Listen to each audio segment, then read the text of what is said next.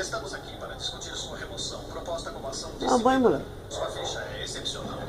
Mas lendo esse relatório, eu tenho minhas dúvidas sobre você continuar sendo um agente. Eu entendo. Então, por favor, nos explique por que devemos permitir que continue como um agente. Meu pai foi um agente.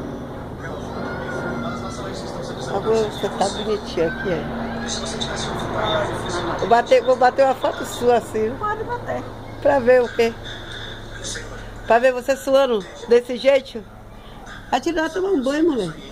Dá pra ir tomar banho? Não precisa tomar banho. Eu sei muito Deixa bem. amanhã terminar ali que você vai tomar um banho. Pra casa. Toma banho primeiro, depois você Não vai pra casa. precisa tomar banho nenhum. Você vai pra casa suando assim? Mamãe Maria. defesa dos seus atos, o senhor me treinou para esperar e esperar. E eu tentei não sentir nada, tentei me manter à distância, mas eu fui Um negócio diferente que eu nunca vi na minha vida. cada vez mais fundo, E o que foi que você viu? mais fundo. Foi coisa ruim, foi?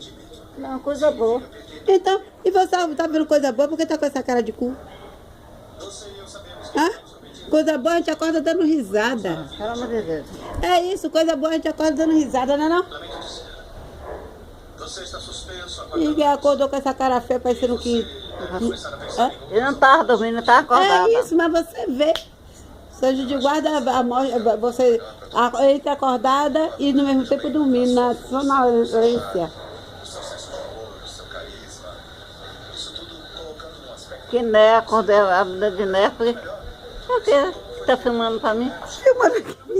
Tá acesa Tá aqui. filmando pra mim. Por quê? Tá filmando pra mim. Isso daí vai. Amanhã... Amanhã você bota Amanhã, no não, na WhatsApp não. Vou mostrar você. Amanhã quando você chegar aqui, eu vou te mostrar você. Ah, vou mandar pra você. Cadê o celular? Tá na casa do caralho. Fale. Foi o que? Não, É porque você não sabe o que é isso, Márcio. fale. Vou tirar. Aqui, ó. Eu tô apagando.